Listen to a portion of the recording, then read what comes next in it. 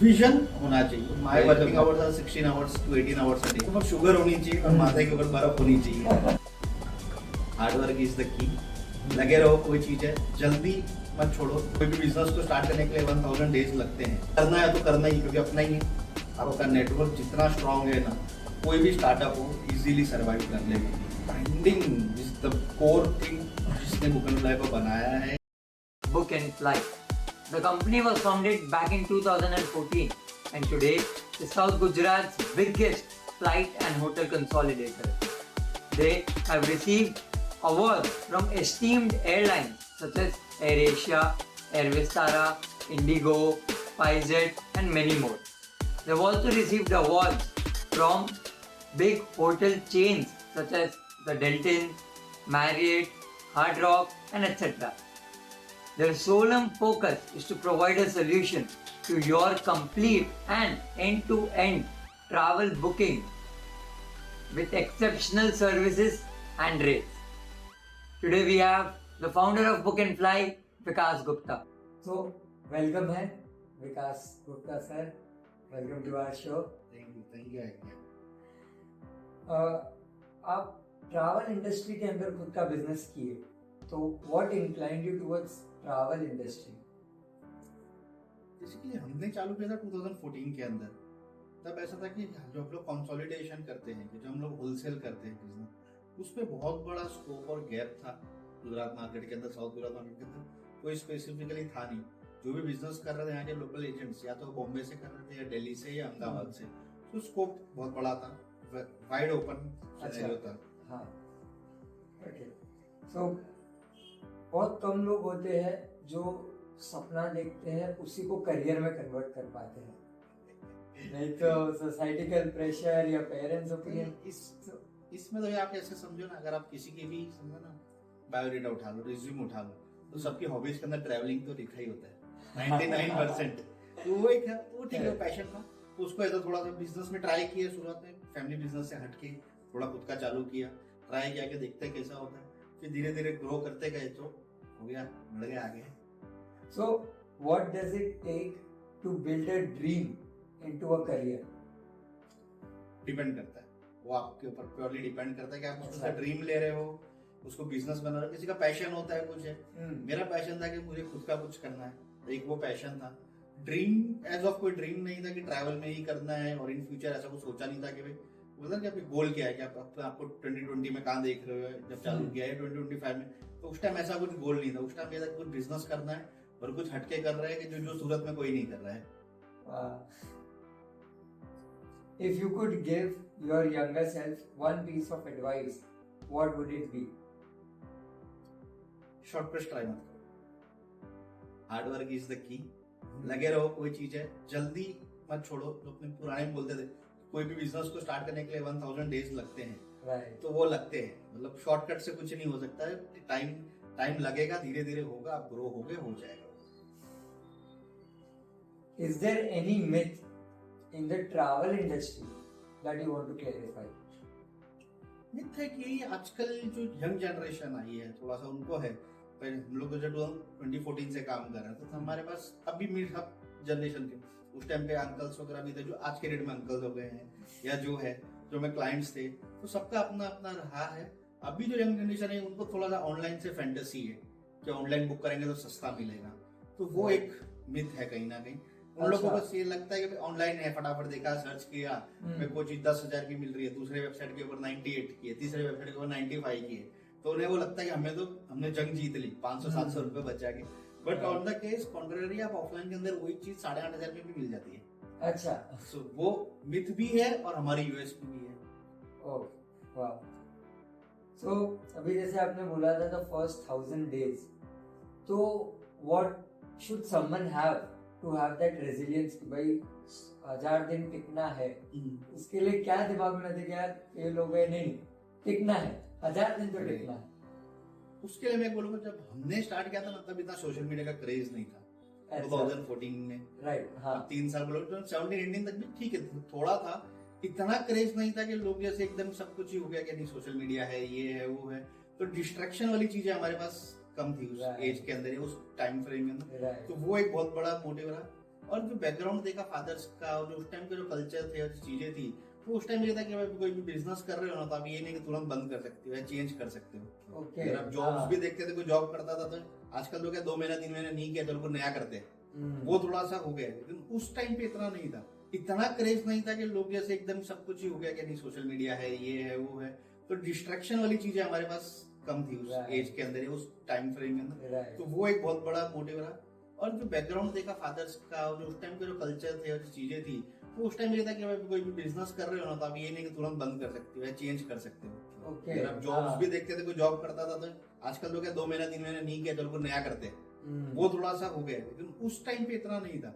आदमी ये कहता था जो मैंने चालू किया है उसको मैं आगे तक लेके जाऊंगा, वो एक कमिटमेंट था कि भाई हाँ कुछ भी किया है। तो हमारा भी टर्निंग पॉइंट आया 2014 में चालू करेंगे, जो हमारा मेजर टर्निंग आया वो कोविड के बाद आया है। 5 7 6 साल जो हमने किया, ग्रोथ किया, ब्रांड बिल्डिंग किया, सब किया, तो उसके जो फ्रूट्स मिले हमें वो एक्चुअल में कोविड के बाद मिले। कोविड के बाद तो पूरी दुनिया को सिर्फ ट्रैवल करना था पहली चीज।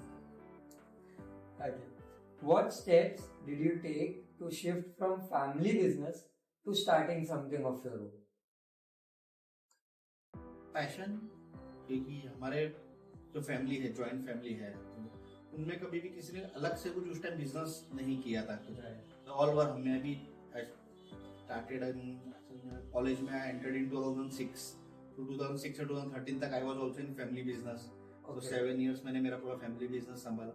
2014 में कुछ ऐसा लगा कि कुछ ट्राई करते हैं अपना, मतलब वो एज ऐसी होती है ना कि हाँ चलो इसमें कुछ करते हैं। एट दैट टाइम मैं भी 25-26 का था, तब ये था कि अभी ये एज है, कुछ एक बार ट्राई करके देखते हैं, नहीं तो फिर फैमिली बिजनेस तो है ही।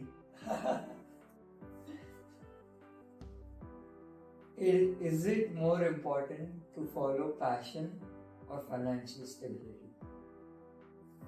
दोनों कॉन्ट्राडिक्टरी है, अब डिपेंड करता है क्या है। अब पैशन तो जो पैशन है हमारा 2014 से लेकर बोलो आज तक 10 साल हो गए।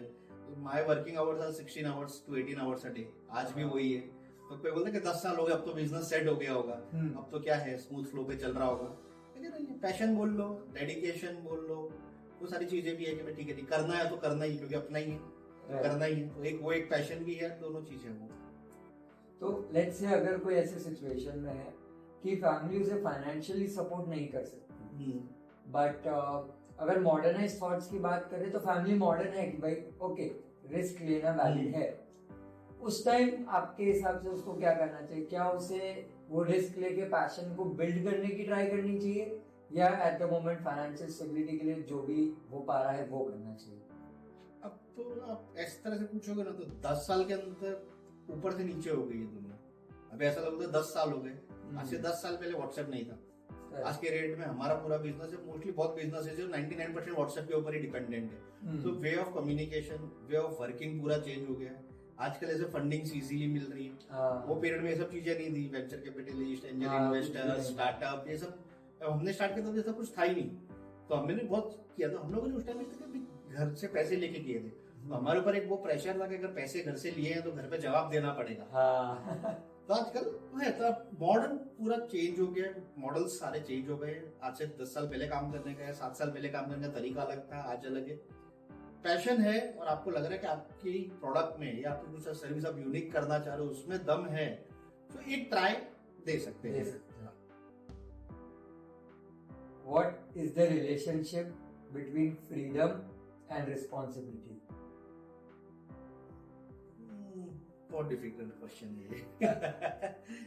फ्रीडम का तरीके से लो विद रिस्पॉन्सिबिलिटी, मतलब फ्रीडम विद रिस्पॉन्सिबिलिटी।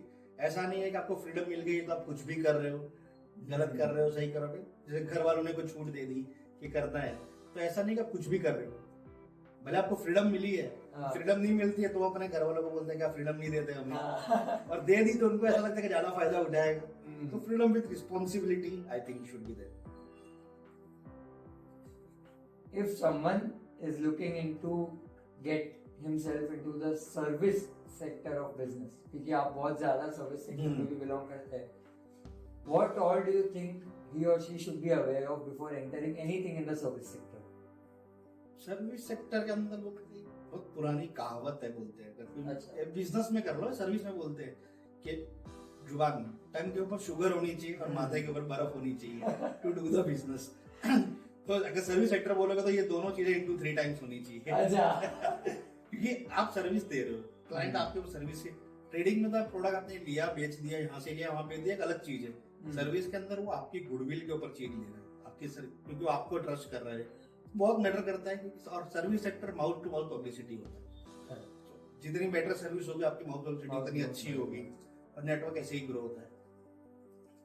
100%। आप बहुत सारे मल्टी लार्ज होटल चेन्स के साथ एफिलिएटेड है, लाइक फर्न हो गया and lemon tree, so many more. ऐसा कोई पर्टिकुलर लर्निंग आपने सीखा while making up to their expectations या कोलैबोरेटिंग विद देम? इसको वैसे डिफाइन करूंगा जैसे मैं 7-8 साल शुरुआत के फैमिली बिजनेस में था, तो लॉजिस्टिक्स तो वेरी ही अनऑर्गेनाइज सेक्टर। तो हमने कभी हायरार्की नहीं देखी उसके अंदर, ये क्या हो रहा है, सिस्टम प्रोसेसेस क्या क्या होते हैं। तो जो ब्रांड होटल से डील करने के बाद जो हमने चीज हमको जो पता चली और एयरलाइंस के साथ करेगा, तो एक हायरार्की होती है, सिस्टम होती है। एज अ बिजनेस ओनर अपने में क्या होता है ना, ये भी मैं कर लूं, वो भी मैं कर लूं, सब कुछ मैं ही कर लूं। एज अ बिजनेस ओनर अपने चाहते हैं कि भाई इसको काम सिखाऊंगा तो स्टाफ कल चला जाएगा, इसको सिखाऊंगा तो वो अपना खुद का कर लेगा, एक वो रहता है। लेकिन अगर आपका हायरार्की और सिस्टम है, वो एक लर्निंग प्रोसेस जो कॉर्पोरेट्स, होटल्स बोल लो, एयरलाइंस बोल लो, इनसे ये बहुत सीखने को मिला कि हायरार्की बनाओ, सिस्टम एंड प्रोसेसेस बनाओ और सब कुछ everything will go with the flow. तो सिस्टम्स अपने कोर हो गए कि ये बिल्ड है तो अपना फ्लो आता जाएगा। कोर है तो जैसे अगर हम थोड़ी देर पहले हमने एक सवाल पूछा था कि इसके अंदर भाई फाइनेंशियल स्टेबिलिटी और वो होना, तो अगर अभी कोई स्टाफ है या कोई मेरा टीम मेंबर है हमारे पास, अगर उसने कोई 2 साल 5 साल 10 साल अच्छा काम कर लिया, तो उसमें एक बार तो इच्छा आएगी कि मैं खुद का क्यों नहीं करूँ। तो ठीक है, तो उसमें कोई वो नहीं है। अगर उसके अंदर करेज है और गट्स है और उसको लग रहा है कॉन्फिडेंट है मैं कुछ अच्छा कर दूंगा, तो कोई दिक्कत नहीं करेंगे। तो अगर आपका सिस्टम प्रोसेसेस बेटर होंगे, तो अगर आपके वो चैनल में से अगर कोई एक दिन निकल भी गया, तो एनीवन जो उसका जूनियर है वो उसमें फिट हो जाएगा। तो system and processes are must. Travel agencies and agents are too many. What gameplay of branding did you play to become the leader? Branding is the core thing जिसने बुकनफ्लाई को बनाया है, या थोड़ा हमारा शुरुआत से ही उसके ऊपर था, फोकस था। तो 2014 से 17 तक तो हमने कोई बहुत ज्यादा ब्रांडिंग नहीं की, लेकिन 2017 के बाद हमने थोड़ा सा, फिर हमने एसोसिएशन जैसे ट्रैवल ट्रेड के एसोसिएशंस थे वो हमने सारे ज्वाइन किए to get the visibility and across the market. Then social networking platform है, BNI है, JCI है, ये सब हमने ज्वाइन किए, तो वहां से और पहचान मिली। फिर हमने बहुत सारे अलग अलग टाइप की मार्केटिंग और भी की, होर्डिंग्स लगाए, मल्टीपल एग्जीबिशंस में स्पॉन्सरशिप किया, तो वो सारा हमने किया। तो उस टाइम ऐसा लगता था कि इसका फायदा क्या होगा, लेकिन हमने देखा कि ब्रांडिंग का फायदा इंस्टेंट नहीं आता, इट टेक्स टाइम आता है। और जिसका हमें रिजल्ट एक्चुअल में मिला कोविड के बाद, जो हमने 2017 से 20 तक जो मार्केटिंग की थी। सो हुआ क्या था, कोविड के बाद बहुत सारी ट्रैवल एजेंसीज बंद हो गई थी या शटडाउन के उस पर थी, या बहुत सारी चीजें थी। तो लेकिन जब हमने कोविड लॉकडाउन ओपन होने के बाद जब हमने वापस प्रमोशंस चालू किए, सब किए, तो एक लोगों को वापस आया कि हाँ ये तो पुराने हैं, ये तो अपने हैं, ये तो पुराने हैं, कोई नया नहीं। क्योंकि कोविड के बाद ऐसा भी हुआ था कि बहुत नई एजेंसीज ओपन हुई थी, बहुत लोगों की जॉब चली गई थी, उन लोग कईयों ने अपना बिजनेस स्टार्ट किया था। कईयों के अंदर ऐसा हुआ था कि भाई कई लोग ऑफिस ओपन ही नहीं कर पाए, कईयों की बाय मिस्टेक जो कोविड के बाद हुआ, किसी की डेथ हो गई, तो कुछ अलग अलग मल्टीपल इंस्टेंसेस रहे थे। तो उससे एक ताकि हमें ब्रांडिंग का फर्क लॉन्ग रन में आता है, इट टेक्स टाइम, इजी नहीं है। सो अगर कोई जस्ट प्लान कर रहा है सर्विस सेक्टर में स्टार्टअप करने की, तो उसका इनिशियल R&D और प्लानिंग के फेज में क्या क्या होना चाहिए? डिपेंड करेगा, अलग अलग सर्विस सेक्टर में अलग अलग चीज है। अगर आप पर्टिकुलर ट्रैवल का अगर पूछोगे, तो ट्रैवल के अंदर इज द नेटवर्क। आपका नेटवर्क जितना स्ट्रांग है ना, कोई भी स्टार्टअप हो इजीली सर्वाइव कर लेगा। क्योंकि बोलते ना, जब सबसे पहली चीज है, कोई आपसे लेगा, प्रोडक्ट लेगा या आपकी सर्विस लेगा, वो कौन लेगा? आपका नियर एंड डियर वाला ही लेगा। आप सडनली जाके बोलोगे कोई चीज होटल ऑनलाइन पे 10,000 की मिल रही है, मैं आपको 5,000 में दे दूंगा, वो बोलेगा तो कोई फ्रॉड आ गया मार्केट में, फेक आ गया। और यही चीज आप अपने किसी कजन को जाके बोलोगे कुछ है, तो वो इजीली ट्रस्ट करेगा। तो नियर एंड डियर से ही स्टार्टअप बहुत इजी है ट्रैवल के अंदर। नेटवर्क इज मस्ट, आपका नेटवर्क बहुत अच्छा है, आपके पास है, सेलिंग पावर आपके पास है, तो बायर्स है मार्केट के अंदर, मिल जाते हैं। What life lessons have you learned from your traveling and interactions with people worldwide? Basically मेरा एक थोड़ा सा भी कुछ चीज़ में आपको एसोसिएशंस ज्वाइन करी हुई है, हाँ, ऑर्गेनाइजेशंस हाँ। है, कुछ BNI है, कॉर्पोरेट कनेक्शंस है, तो वहाँ से जो चीज़ें सीखी, आई ट्राई कि मैं डेली 2 नए लोगों से बात करूँ। Oh, wow. मिलना पॉसिबल भी पहले कोशिश तो ये की थी कि मिलना चालू करें, लेकिन ठीक है ड्यू टू एक्टिव शेड्यूल हो नहीं पाता, तो try out week the zoom call और द टेलीफोन कॉल, डेली 1 या 2 नए लोगों से बात करें। तो बोला main game is the network, आपका जितना नेटवर्क आप बढ़ाओगे उतना बढ़ता रहेगा, और हमारी फील्ड ही है बहुत पब्लिसिटी वाली। हाँ, आज मुझे पता है मेरे पास एक्सक्लूसिव चीजें हैं या डील्स है जो पूरे इंडिया में किसी के पास नहीं है, लेकिन अनटिल एंड अनलेस मैं उसकी पब्लिसिटी नहीं करूंगा या मैं किसी को बताऊंगा तो पता ही नहीं चलेगा। हाँ. तो नेटवर्किंग इज है, उसमें बहुत अच्छा रोल प्ले करता है। How can travel contribute to personal growth or empathy? बहुत बहुत करता है, प्रैक्टिकली बहुत फर्क पड़ता है, क्योंकि ऑलमोस्ट मेरे मंथली 8 से 10 दिन ट्रैवल करता हूँ multiple cities and all countries and all, so आपको कल्चर देखने मिलता है, लोग देखने मिलते हैं, तरीका समझ आता है कि वो क्या कर रहे हैं, कैसे कर रहे हैं। अपने यहाँ काम कर रहे हैं गुजरात में तो अलग तरीके का काम हो रहा है, महाराष्ट्र में वे ऑफ वर्किंग अलग है, दिल्ली के अंदर पूरा ही अलग है, वर्किंग अलग है, गुजरात के अंदर भी राजकोट के अंदर अलग वर्किंग है। अच्छा, हाँ. आप आदमी आफ्टरनून में वहाँ काम नहीं करते क्योंकि वहाँ कल्चर अलग है, तो कल्चरल डिफरेंसेस है, फिर लोकेलिटीज है, फेस्टिवल्स है, बहुत सारी चीजें, मतलब इंडिया की जो स्पेशलिटी डाइवर्सिफिकेशन वो अच्छा है, और बाकी कंट्रीज से भी काफी चीजें सीखने मिलती है कि कहाँ पे क्या हो रहा है, किस तरह से क्या हो रहा है, सीजनली क्या हो रहा है, ऑफ सीजन क्या हो रहा है, काफी फर्क पड़ता है। तो ट्रैवल से आपकी एनहांसमेंट बहुत हो जाती है और आपके होराइजन्स ओपन हो जाते हैं। Okay. What advices will you give out to youngsters? उसको बोलो मोटिवेशनल तरीके से तो नहीं बोलना चाहूंगा, बोलो कोई मोटिवेशनल स्पीकर बोलते हैं हाँ। फॉलो द पैशन, ये करो वो करो, तो उस तरीके से नहीं, विजन होना चाहिए, देयर इज अ मस्ट कि भाई करना क्या है। अगर आप अभी स्टडीज का फोकस है आपका तो बी स्टडीज, क्या आजकल मैं देख रहा हूँ बहुत सारे ऑनलाइन सीरीज आ रही है, शोज आ रहे हैं, सब कुछ यूट्यूब के ऊपर आ रहा है कि सबको ऐसा है कि इन्फ्लुएंसर बनना है, वो वाली चीजें है, ऐसा किसी को कुछ करना है तो वो है। अगर आप में पैशन है, आप में डेडिकेशन है कि आप उसको बोलो वही अगर 1000 डेज तक कर सकते हो तो करना, ये नहीं कि मैं 2 महीना करके देखता हूँ, हुआ तो ठीक है। तो कोई भी आदमी का कोई भी अभी देख लो, सोशल मीडिया पे देख लो या कहीं पे भी देख लो, कोई भी स्टार है आज की डेट में, वो रातों रात नहीं बना है। बहुत सारी कंपनीज आजकल देखोगे उनके भी आती है, सक्सेस स्टोरीज आती है। आज सुनने में आ रहा है कि वो यूनिकॉर्न कंपनी है, ये $1 बिलियन कंपनी है, ये वो आज नहीं बने, उनको भी 10 साल लगे हैं, नेम एंड फेम आज मिल रहा है। तो ऐसा लग रहा है कि किसी को लगता है कि बाहर से देखते नहीं, इनके तो रातों रात हो गया, रातों रात नहीं हो रहा। तो यंगस्टर्स के लिए यही है, पैशन है, आपको लग रहा है कि आपकी जो भी आप चीज कर रहे हो, भले आप बिजनेस कर रहे हो, आप कोई सर्विस में कर रहे हो या फ्रीलांसिंग में कुछ भी कर रहे हो, डेडिकेशन रखो और फोकस रखो कि हाँ मुझे करना है। अपने आप को एक टाइमलाइन दे दो कि मैं इस काम को 1 साल दूंगा, 2 साल 3 साल दूंगा, तो उसके बाद आएगा रिजल्ट, ऑटोमेटिक आएगा।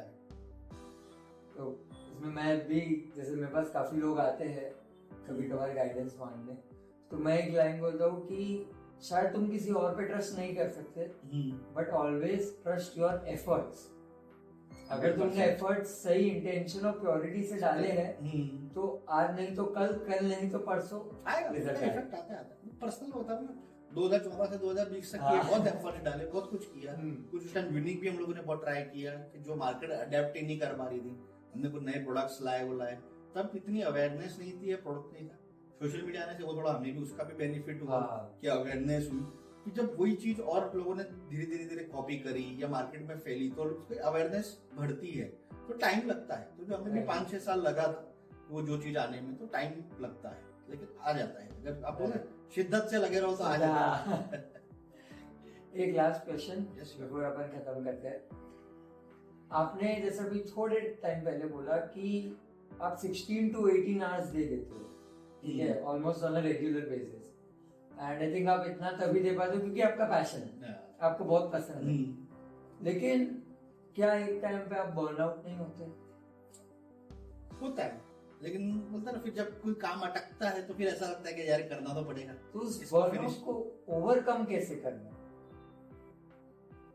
मेरे को सर्विस इंडस्ट्री में मतलब ऑलमोस्ट मुझे 17-18 साल हो गए, तो वो नहीं लगता, मतलब कोई बोलोगे बैठ के सोचना है तो पड़ेगा, क्योंकि जब मैं लॉजिस्टिक्स फैमिली बिजनेस में था, that was also this service sector. मैंने 7-8 साल वहां काम किया, तो वो एक डेली काम, मतलब ऑलमोस्ट डेली 200 300 400 कॉल उठाना तो is a common thing. Common हो तो गया। वो स्टार्टिंग से ही हैबिट बनी हुई है। अच्छा। इतने साल हो गए इसलिए तो हैबिट में ही आ चुका है। इसलिए अभी आजकल कई जना देखोगे, कोई यंगस्टर आते हैं या कोई आता है, या मेरा कोई नया कलीग आता है, नया ज्वाइन करता है, वो देखता है सर इतना कैसे कर लेते हो। मतलब हैबिट पड़ी है, एक हैबिट में रूटीन में आ गया तो हो जाता है। अब आपको सडनली हैबिट ही नहीं है, सडनली को बोलेगा नहीं आपको रोज 16-18 घंटे काम करना है, वो बर्नआउट वाली फील आती है, लेकिन अभी हो जाता है। तो thank you so much. Thank you, I hope आज बहुत कुछ सीखेंगे। Thank you, thank you.